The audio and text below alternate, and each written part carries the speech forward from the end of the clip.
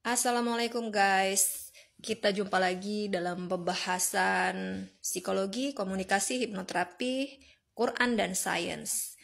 Jadi aku mau kasih tahu guys, kalian udah tahu belum ada bahasa paling ajaib di muka bumi ini? Pasti udah ketebak kan? Ya tentu saja benar, bahasa Arab.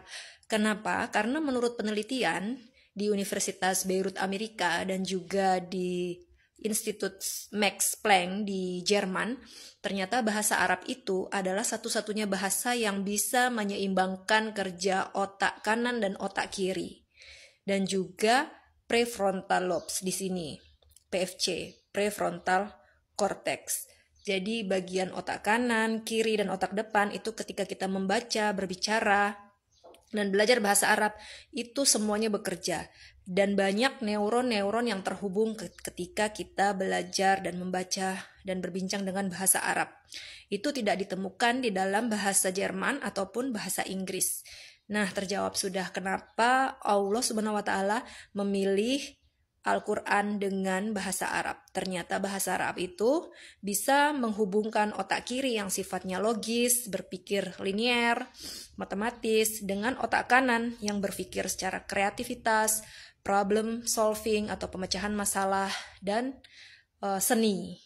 Juga untuk pengambilan keputusan di prefrontal cortex. Jadi, otak kanan, otak kiri, dan otak depan semuanya terhubung neuron-neuronnya ketika kita belajar, berbicara, dan membaca Al-Quran. Maka semakin kuat alasan kita untuk belajar dan memahami Al-Quran. Nah, berikut videonya dan berikut jurnal-jurnalnya. Ikuti terus channel saya. What if I told you there's a language that activates not just one, but both hemispheres of your brain? A language that engages creativity, logic, and memory all at once.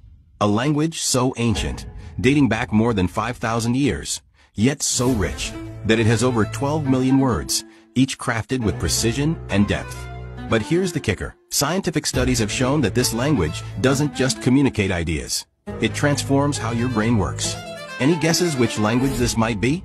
Let's unravel the miracle behind it. A groundbreaking study conducted by the American University of Beirut revealed something extraordinary about this language, Arabic. Unlike most languages that primarily activate the left hemisphere, Arabic activates both the right hemisphere and the frontal lobe. Why is this significant? The left hemisphere is responsible for logic and linear thinking, which most languages rely on heavily. But Arabic's unique structure, its flowing script and complex patterns, requires spatial awareness, creativity, and problem-solving, lighting up the right hemisphere as well. Another study from Germany's Max Planck Institute further confirmed these findings, showing how Arabic readers use more neural pathways than those reading in German or English. Nah ini nih guys, hebatnya bahasa Arab, bahasa Al-Quran nih. Kita bandingin nih ya dengan bahasa Indonesia atau bahasa Inggris. Bahasa Arab itu sebenarnya mudah, simple, singkat, efektif, efisien. Satu kata saja kaya kosakata dan makna. Contohnya, menulis saja. Menulis dalam bahasa Arab, kataba. Bisa juga buku dalam bahasa Arab, kitab. Nah, kalau dalam bahasa Indonesia, saya mau bilang, saya menulis.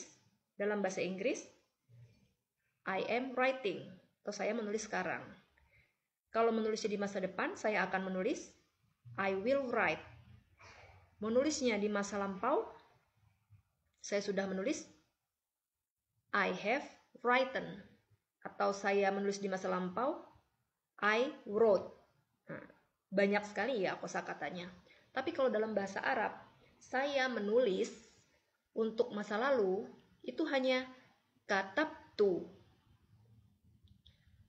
Saya akan menulis atau saya sedang menulis di masa sekarang itu hanya aktubu, 3 suku kata. Katabtu, aktubu, hanya 3 suku kata. Itu sudah berarti saya menulis di masa lalu katabtu, saya menulis di masa depan atau saya sedang menulis di saat ini aktubu. Lagi, contohnya, dia laki-laki sedang menulis.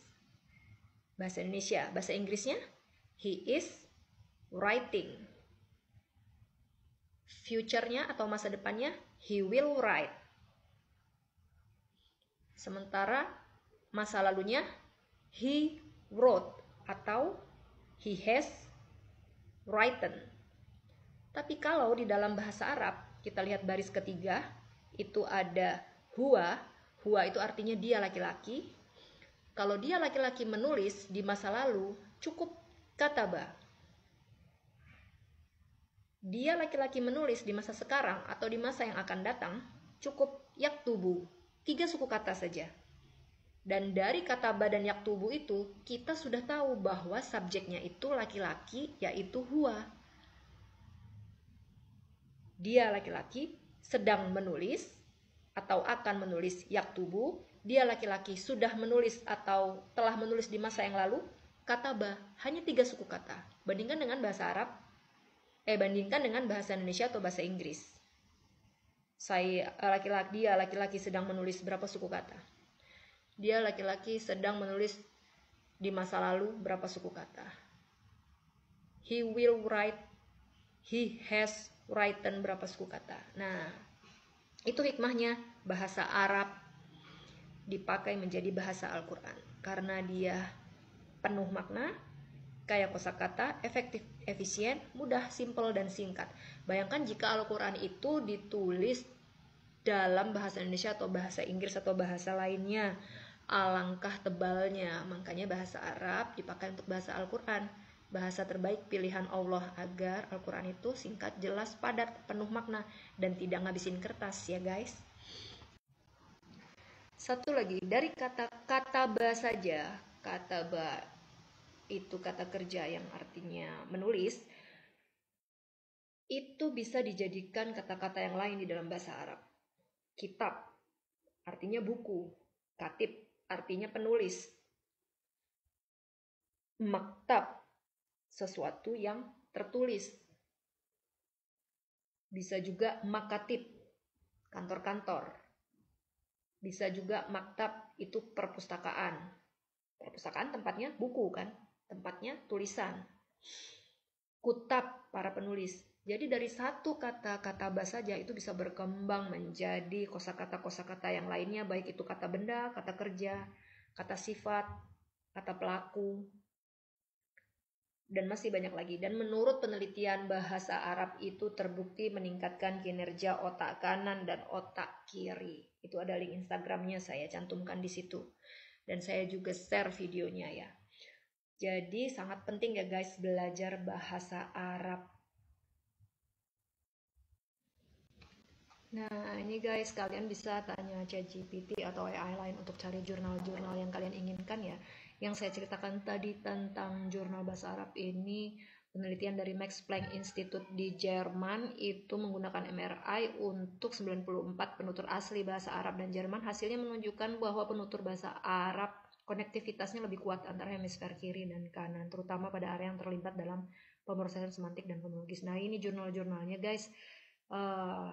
Perlu kita ketahui kalau suatu ilmu pengetahuan itu sudah dibuktikan oleh jurnal penelitian ilmiah. Nah, itu insya Allah benar guys. Oke, sampai jumpa di channel saya tentang pembahasan Quran, sains, psikologi komunikasi, dan hipnoterapi selanjutnya. Terima kasih.